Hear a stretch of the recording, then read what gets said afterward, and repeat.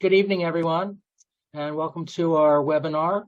It's March 23rd, 2023. I'm Joe Leonard. You perhaps don't know me. I'm the webmaster for your chapter website. Now, before I introduce our speaker this evening, I want to show you a promotional video of the Confidante. The New York Times called her one of the most influential women in the country's public affairs for a quarter of a century. Life magazine said she was far and away the most important woman in American government. Her name was Anna Rosenberg, and her story has never been told before. I came over here from Budapest when I was 8 years old. She made her own way in a man's world. They were amazed, they were shocked, they were troubled, but I must say most of them were just a little bewildered. She was invited into the circle of a couple named Franklin and Eleanor. The only thing we have to fear is fear itself. And became an advisor and confidant to a president in peace and war. December 7th, 1941, a date which will live in infamy.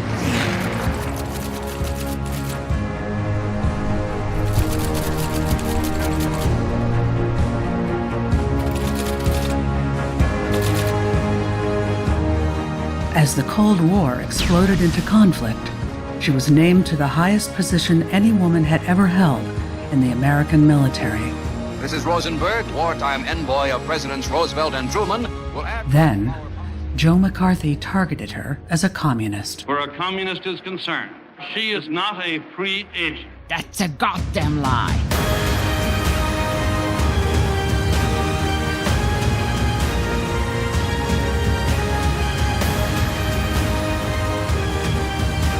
The Confidante. Coming March 2023.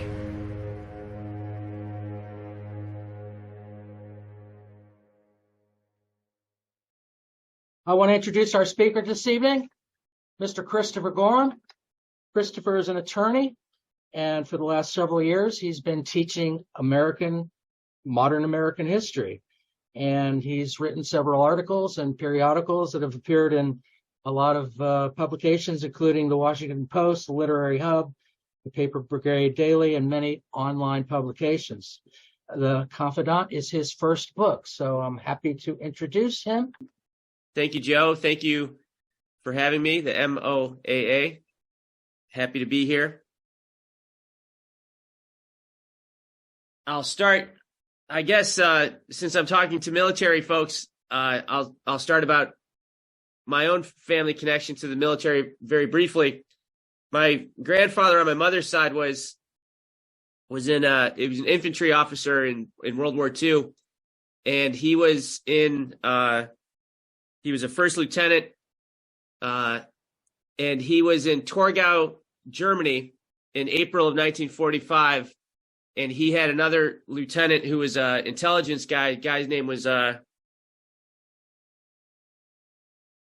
Robertson, Bill Robertson. He was from Los Angeles. He was younger than my grandfather.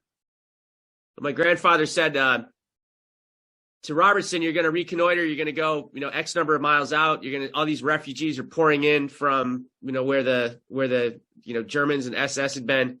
And Robertson went further than he was supposed to with the Jeep full of guys, and he was the first American unit about 20 miles from that location where my grandfather was. He was the first American unit to make contact with the Russians.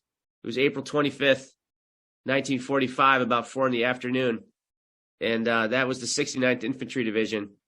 So when I heard those stories as a kid, my grandfather would bring out the cigar box of black and white photographs and, the combat medal with the rifle on it. I was just, it was beginning of a lifelong love of history for me. Joe, thank you for having me. I'm here to talk about my new book, The Confidante, which has quite a lot of interesting military adjacent stuff.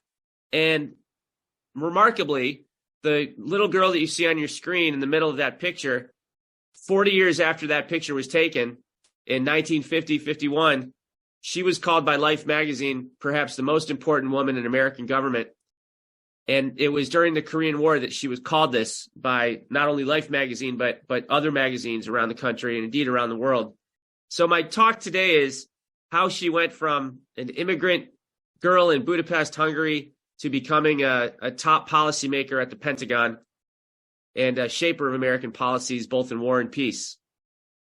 I'm going to run through her early years rather briefly so we can get to the war years with Roosevelt and the Korean War. Anna Lederer was born in Budapest, and her father was he had a contract with the emperor, the Austro-Hungarian emperor, in the years before World War I to furnish the palace in Budapest. And her father went out and collected all these furnishings at his own expense, used his own time and money. And when he went to install the furnishings, the emperor broke the contract. And her father, who had been pretty well off, as you can probably tell from that photograph, was ruined financially. So he moved to New York by himself to rebuild his life. And after 2 years, he had rebuilt his life to the point where he could summon his family. In about 1912, his two daughters and wife came to the United States. And, it was a classic immigrant experience. They went through Ellis Island. They sailed under the Statue of Liberty. Their first names were anglicized to her sister Clara was named Claire, for instance. They asked Anna if she wanted to be called Anne, and she said, no, thank you. Her early years in the United States were a time when she was instilled with the values of American democracy and what she could do for her adopted country. It was the years before that women had the right to vote. We're talking about 1917, 18, 19. And Anna Lederer, as a teenager, marched with other women for the right to vote along the streets of New York. And when the United States entered World War I in 1917, she and her sister, as seen in this picture, volunteered as Red Cross nurses. When she graduated high school, public school, in 1918, she got married. She married a veteran of World War I, a man who came back from the trenches. And in 1920, they had a son. By this time, Anna Rosenberg, her husband was Mike Rosenberg. By this time, Anna Rosenberg, in her early 20s, a young mother, had to do two things. She had to both figure out what to do for a living, and also she had to figure out how to indulge her interest in politics. And she met two critical people at this time in her life. One was a woman named Belle Moskowitz, who was the de facto chief of staff for the governor of New York. Belle Moskowitz taught young Anna Rosenberg, how to wield power politically from behind the scenes, behind the curtain. The other person that was formative for her was a Tammany Hall, bare-knuckled district leader named Jim Hagan. Jim Hagan taught her the retail politics of New York, how to knock on doors, how to make hundreds of phone calls, and how to get your person elected or your issue acted upon. Belle Moskowitz also suggested to this young woman that she was so good at getting along with people that she suggested that she open a public relations firm, which she did. In 1928, Anna Rosenberg was 28 years old, and she was, by this time, this is her on the right-hand side of this photo, she was one of the first women in American history to manage political campaigns, not only at the state level, but as you can see in this picture, this was a congressional U.S. Congress race, Theodore Pizer, which was victorious. And in this photo, I like to think she's telling these other women, make your voice heard. You can make a change. Now that we have the right to vote, we can start making a change in who gets elected to represent us in the state and federal levels. When she was 28 years old, she attended an event hosted by Eleanor Roosevelt in New York City. And Eleanor Roosevelt said to this young woman, what do you do for a living? And Anna Rosenberg said, well, I'm a public relations and labor relations person. And Eleanor Roosevelt said, well, my husband is running for governor of New York, and he could use someone like that on his team. So Anna Rosenberg, before the age of 30, found herself on the team that helped Franklin Roosevelt have an upset victory in the governor's race of New York in 1928. What Roosevelt did in New York as the Great Depression descended was scaled up a few years later as the New Deal when he was elected president in 1932 for the first time. And he wanted this young woman to continue working with him. So he made her the only woman regional director of massive New Deal programs, such as Social Security. By the age of 33, 34, Anna Rosenberg was the only woman regional director. She was in charge of the entire state of New York, including the city of New York City. And she signed up some 6 million people for Social Security. And the women would say to her, I don't want to give you my age because my husband doesn't even know my true age. And she would say, Uncle Sam and I will keep your secrets. The man in the dark suit opposite Eleanor Roosevelt is Fiorello LaGuardia. That's Anna in the middle. Franklin Roosevelt often had Anna act as a sort of mediator between people that were competitive or bickering. And LaGuardia and the First Lady would often bicker, so Anna Rosenberg had to run interference quite often for the president.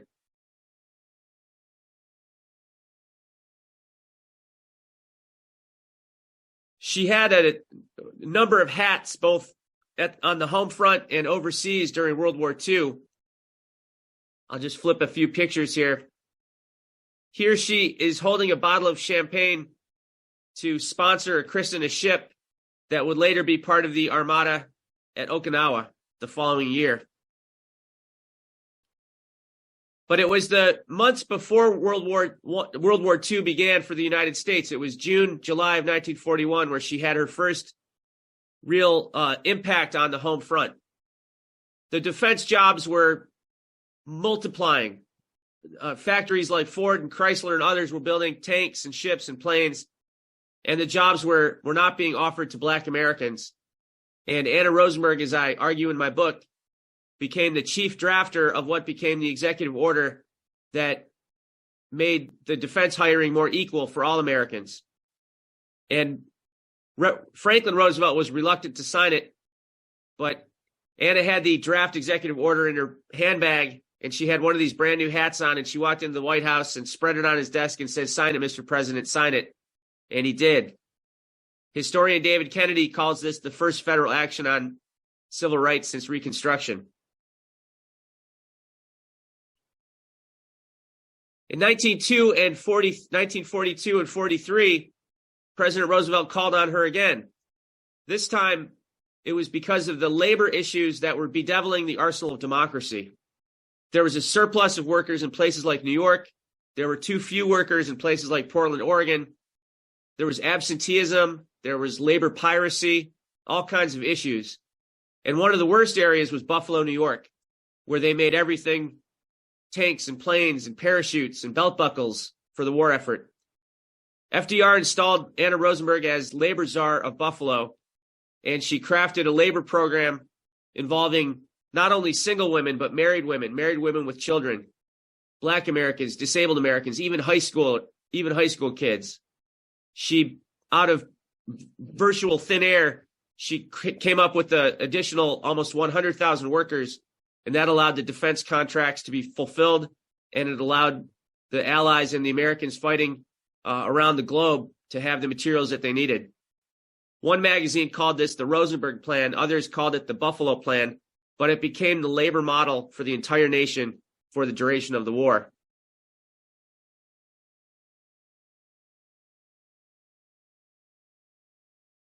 Remarkably, in 1944, Franklin Roosevelt asked Anna Rosenberg to go to the European theater as his personal emissary.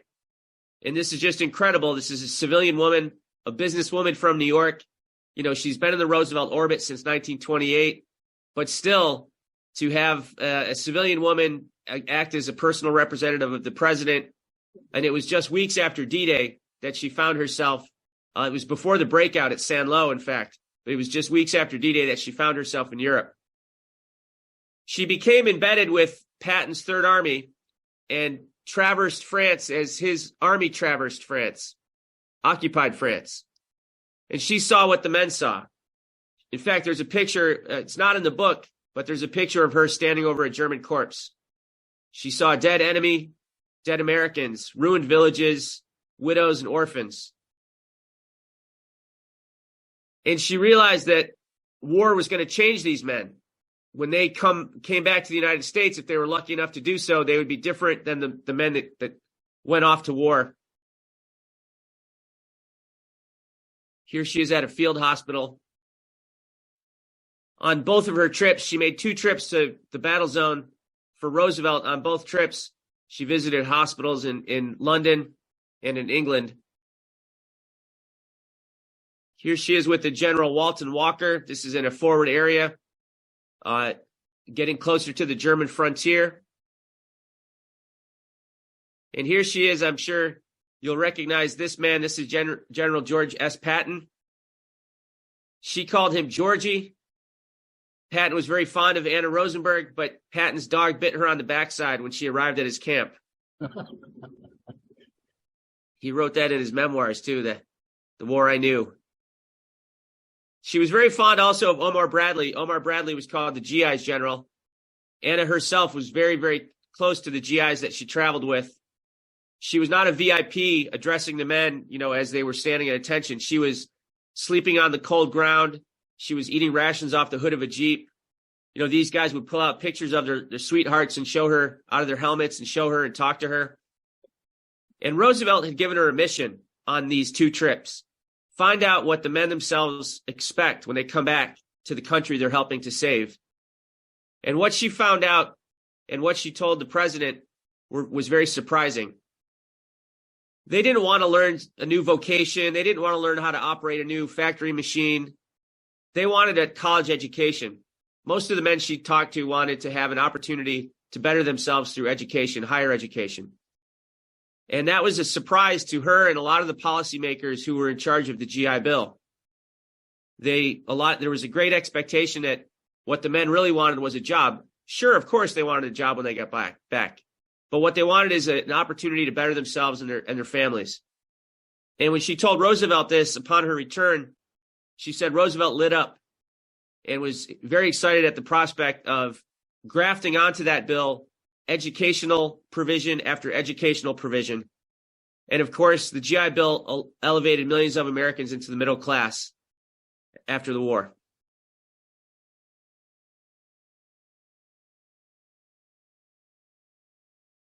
In 1945, in fact, it was the last lunch that Roosevelt ever had at the White House. It was just weeks before he died.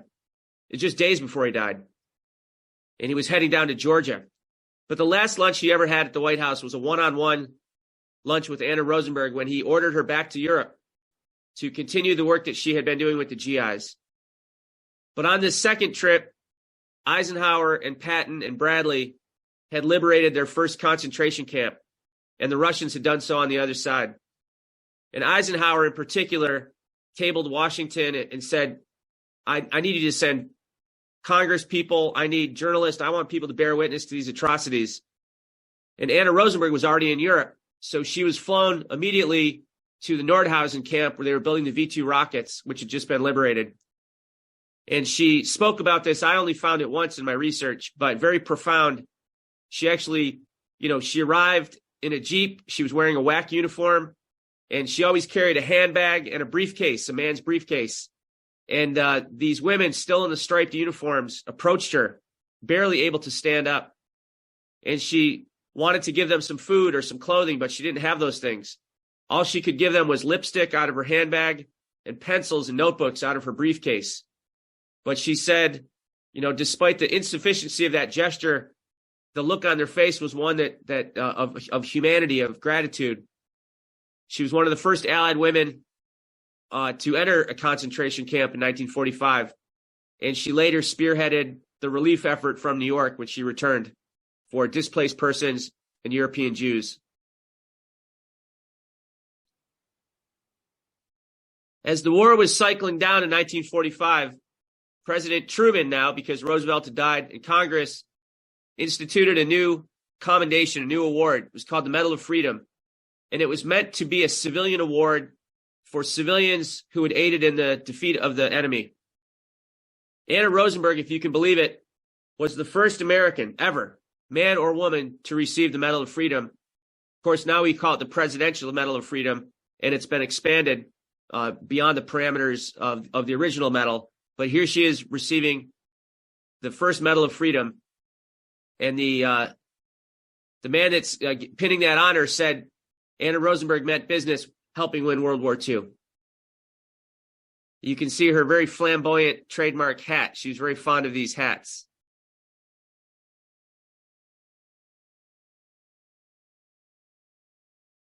It's so rare for a confidant of one president to continue to wield power behind the scenes for another president, but Anna Rosenberg was able to do that.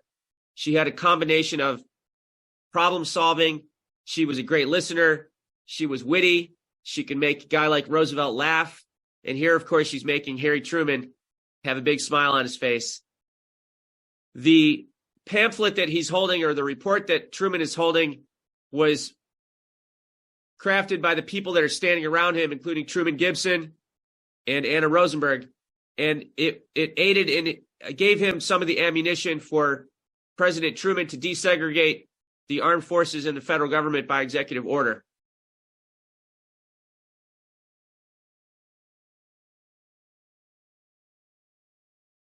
Here's a picture of Anna Rosenberg at her desk.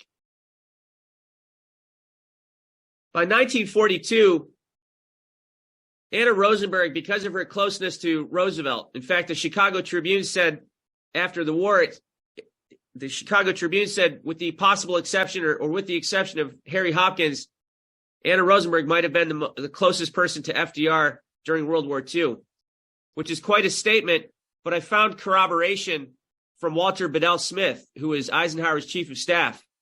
Walter Bedell Smith was actually the man that took the German surrender at the French town of Rheims to conclude the German war.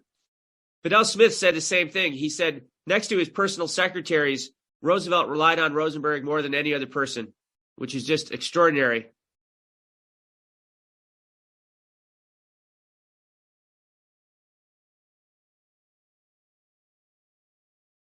From her girlhood in the Bronx and in New York up until her death in 1983, she was a believer in strengthening America, both militarily, but politically, socially.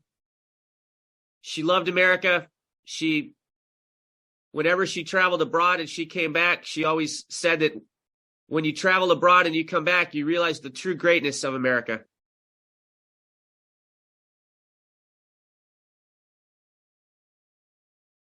After World War II, she had gone back to New York and rebuilt her business and rebuilt her life. Her husband had stayed in New York. Her son was now returned from the army, and he was help her rebuild her business. She was finally able to buy an apartment after renting in New York for decades. In 1950, she was sitting at her apartment opening letters when she received a letter from George C. Marshall. That's the man, of course, on the right, as I'm sure you recognize. He was the architect of victory in World War II. And in 1950, he had been pulled out of retirement by President Truman, who was desperate because the Korean War was going badly in its early days.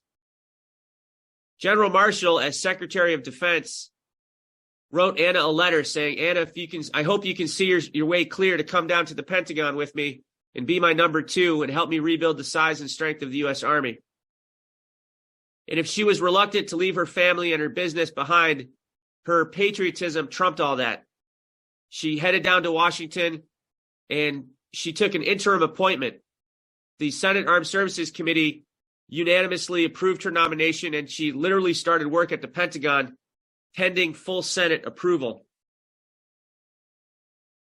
It was at this time, however, that Senator Joe McCarthy and a radio star named Fulton Lewis got wind of this, and they bought extra time. They postponed the Senate hearing and bought time to create a smear campaign against Anna Rosenberg, labeling her as a communist.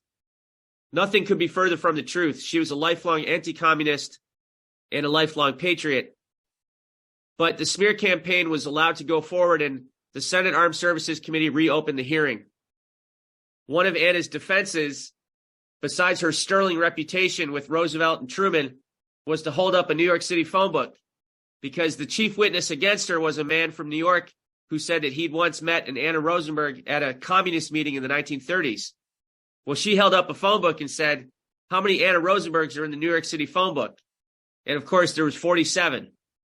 And the communist Anna Rosenberg was found living in California. Anna M. Rosenberg, the one that's on your screen, like I said, a lifelong anti-communist and a lifelong patriot. And the Senate, the full Senate, also confirmed her to serve at the Pentagon, where she served for almost 3 years with distinction.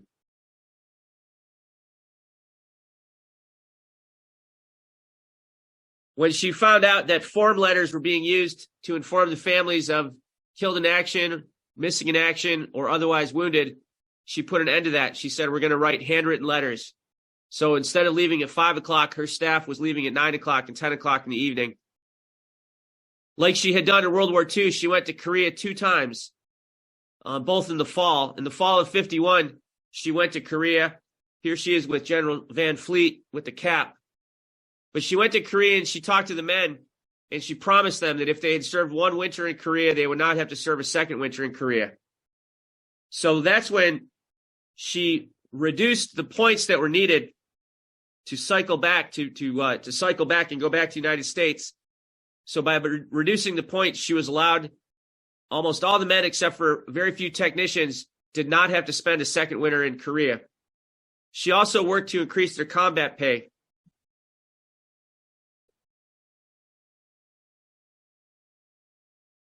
Once again, you see her not acting as a VIP, but as almost one of the guys. Here she is sitting in the dirt. She would actually take the men away from their commanders and ask them frankly. She would say, hey, boys, what's the lowdown?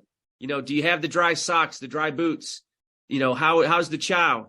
She would open up the pot on the soup lid and open up the soup bowl and find out what they were eating. She would look in the footlockers herself. And here she is, of course, with integrated troops. When a reporter and a journalist in Tokyo asked her how many black troops were serving in Korea, she said, that's not the question. The question is, how many American troops are there? So she had a lifelong commitment to civil rights.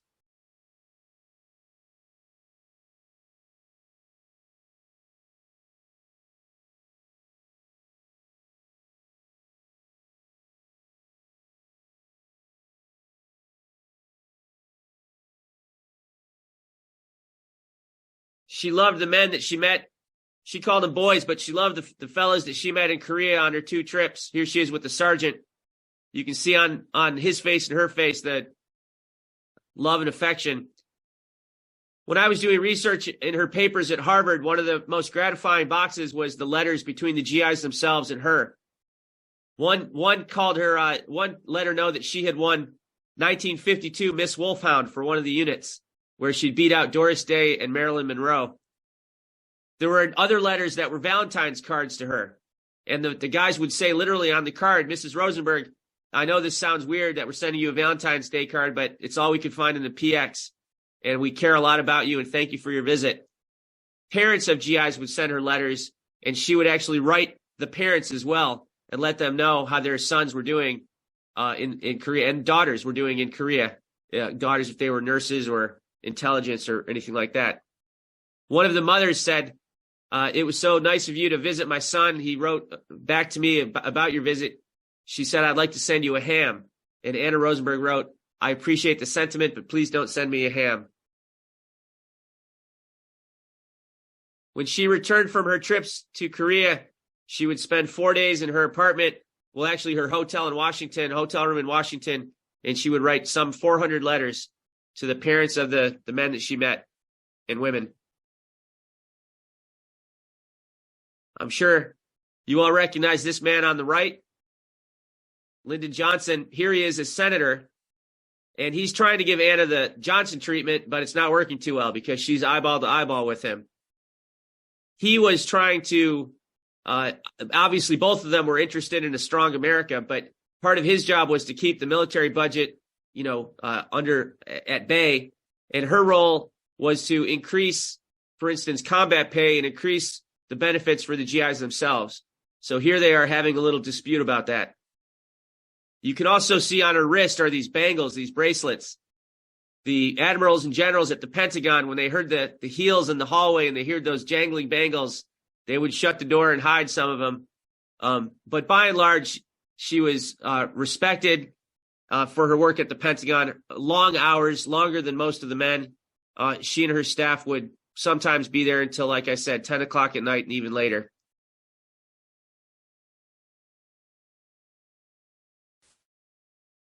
Of all the presidents that she worked with, in Eisenhower, I want to just go back for Eisenhower for 1 second. She was pivotal. Anna Rosenberg and her second husband, a man named Paul Hoffman, who was the first administrator of the Marshall Plan, were really instrumental in Dwight Eisenhower's pivot from soldier to statesman. The first political speech that he gave in 1946 was actually partially written by Anna Rosenberg, who was in New York. And when Eisenhower was the president of Columbia University in New York, he relied on her greatly. She cared a great deal about Eisenhower, and the feeling was mutual. And in fact, when she left for the Pentagon, he wrote her and said, I'm gonna miss your counsel. But they had a wonderful relationship. The only president that didn't, FDR, Truman, Eisenhower, and Johnson all thought the world of Anna Rosenberg, but Kennedy did not use her to her full potential. She could have been a cabinet member. In fact, Eleanor Roosevelt was saying to Kennedy, here's your person. Here's a woman to be on the cabinet. There was Frances Perkins. There was, you were the top woman in the Truman administration. Eisenhower had women in the sub-cabinet. And now it's time for Kennedy to take the next step, but it was not to be. Kennedy saw her really only as a fundraiser. But as a loyal American, she did what she could do for her president, and she was a tremendous fundraiser. Here she is in the middle of the photograph, standing right next to President Kennedy. It's an event that I'm sure you'll recognize. It's the birthday gala where Marilyn Monroe sang happy birthday to President Kennedy. This was co-hosted by Anna Rosenberg. It was a giant fundraiser, including the entertainers that were hired to perform that night, from Ella Fitzgerald to Danny Kaye to Marilyn Monroe. They were all selected by Anna Rosenberg. After the event, they all went back to an apartment in New York. And that was the only time that Robert Kennedy, John F. Kennedy, and Marilyn Monroe were photographed together. Here is Marilyn Monroe. I'm sure you've all seen the footage of her singing happy birthday. But it's a sad occasion because only about 70 days later, she would be dead of a drug overdose.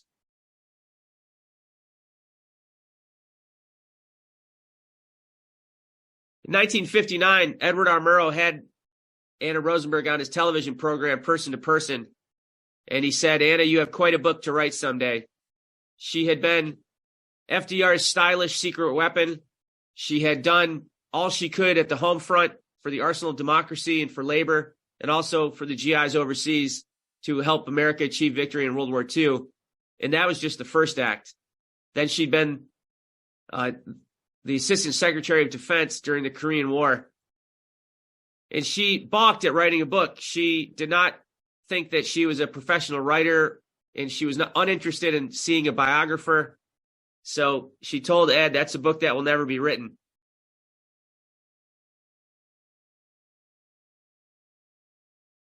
Here she is in 1960 with her grandson. Her grandson is now, 63 years old. And I had interviewed him for the book, in fact, a couple of times, but I'd never met him because of COVID. But he came to the book launch about a month ago here in Cambridge, Massachusetts. And he got choked up talking about his grandmother and seeing, the room. It was a full house. It was standing room only. And he got emotional, but he was able to share some wonderful stories. And one of them I'll share with you. When he was the little baby in her hand, Thomas, the grandson, when he was 17 or 18, high school, college, he and his father would play bridge with his grandmother and her sister. So it was the two men versus the two women at the bridge table. And things would seem to be going well until the two sisters would start to speak in Hungarian. And then the two men would lose the match. But he loved her very, very dearly. I'll tell you one more story. When he was in boarding school, as a teenage boy, he would make 3 collect calls on Sunday night. One was to his father, and they talked for about 5 minutes. One was to his mother, and she may or may not pick up the call. But every Sunday night, his grandmother picked up that phone and took the collect call, and they spoke for about 90 minutes. And she asked him about everything he was doing, all the schoolwork, just a tremendous amount of love. And what he told me was why she was a favorite of all these leaders, these presidents, including a Democrat and Republican, not just FDR and Truman, but Eisenhower and Nelson Rockefeller. Nelson Rockefeller was her protege. But what her grandson said to me was she had the social grace to stay in these rooms of power for decades. She was not a kiss and tell. She was not looking to cash in and sell books because she had access to great power. She was keeping those secrets under wraps. You know, she was the confidant, and these guys respected that about her. These great leaders, some of the greatest of the 20th century. She never earned a college degree. After she left high school in 1918, 1919, that was it. She never got any more formal education. It had nothing to do with how smart she was. She was brilliant. She was hardworking, but it was just not in the cards. So you might ask yourself, it looks like there's 2 degrees or diplomas hanging behind her. They're not academic diplomas, but one is from a Brewers Union, and it says, Mrs. Rosenberg, you were tops. So she could, if you were a modest circumstance, or if you were a Nelson Rockefeller or a David Rockefeller, she would be genuine with you and make you feel like you were the only person in the room, the only person that mattered. Joe, thanks for having me, and thank you guys for joining me tonight. It's been a real pleasure to be on. Thanks, everybody. I'm going to end the meeting right now.